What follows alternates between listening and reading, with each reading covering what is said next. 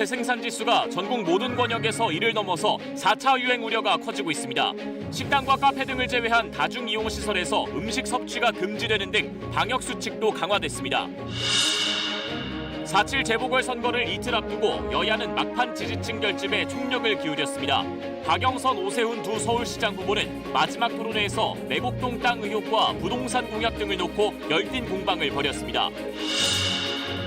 신도시 투기 의혹과 관련해 경찰이 처음으로 NH 현직 직원에 대한 구속영장을 신청했습니다. 해당 직원은 지인과 친인척 등 36명에게 내부 정보를 흘려 투기를 하게 한 혐의를 받고 있습니다.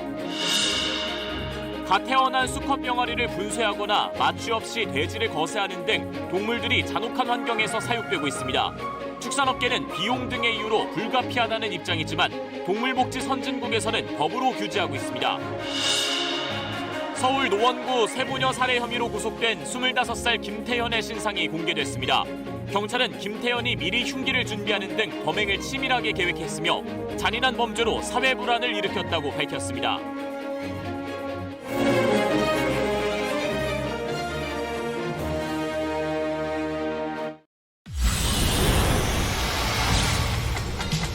사실 재보궐선거가 이틀 앞으로 다가온 가운데 민주당 박영선, 국민의힘 오세훈 서울시장 후보가 마지막 TV 토론에서 맞붙었습니다. 박 후보의 공공주택 공약과 오 후보의 내곡동 땅 의혹을 두고 난타전을 벌였습니다. 아파트를 비롯한 건물 물탱크에서 물이 새는 걸 막기 위해 쓰는 일부 실링제에서 환경 호르몬이 검출된 걸로 확인됐습니다. 국내 어린이 제품에 대한 기준치의 30배를 훌쩍 넘는 수치였습니다. 애견 카페 아르바이트생 2명이 카페 주인이 키우던 맹견에 잇따라 물려 수술까지 해야 했는데 제대로 된 보상을 받지 못했다는 제보가 들어왔습니다. 경찰이 신상공개심의위원회를 열고 노원구 세모녀 살해 사건 피의자의 이름과 얼굴을 공개하기로 결정했습니다. 피의자는 96년생 김태현입니다.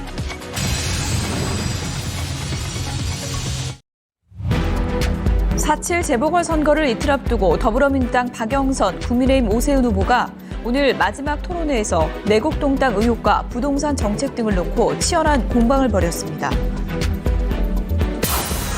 부산시장 후보로 나선 민주당 김영춘 후보는 부산 경제 부활 등을 기치로, 국민의힘 박형준 후보는 정권 시판을 내세워 릴레이 유세에 나섰습니다. 민주당은 야당 후보들의 부동산 의혹을 부각하며 야당을 선택하면 투기 세력이 부활할 것이라고 강조했습니다. 국민의힘은 정부 여당이 정신을 못 차렸다며 국민을 호도하지 말라고 맞받아쳤습니다. 노원 세모녀 살해 사건의 피의자인 만 24살 남성 김태현의 얼굴 등이 공개됐습니다. 경찰 신상공개심의위원회는 김 씨가 치밀한 준비로 3명을 살해해 사회 불안을 낳고 국민의 관심이 집중된 점을 고려했다고 밝혔습니다. 코로나19 감염 관련 지수가 높아지면서 하루 확진자가 지금의 500명대보다 늘 수 있다고 방역당국이 내다봤습니다. 비수도권에서 다중이용시설을 통한 집단 감염, 기존 바이러스보다 위험한 변이 바이러스 감염이 잇따라서 우려를 키우고 있습니다.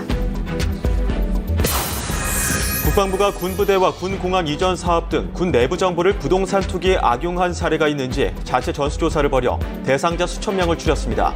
이번 주 국토교통부에 명단을 전달할 예정입니다.